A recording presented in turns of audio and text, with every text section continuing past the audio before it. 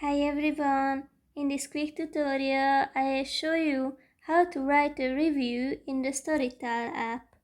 Just open the app, select the audiobook you have started to listen to, and click on the three dots in the top right corner and tap on Show Title Details.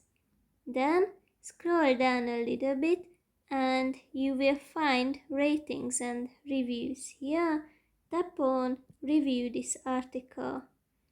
First, you will have to select an emoji about the title,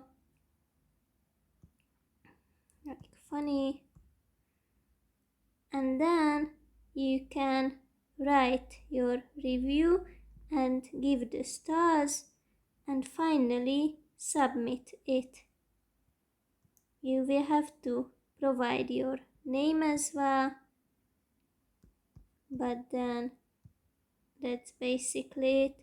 I hope it will be useful for you. Have a nice day.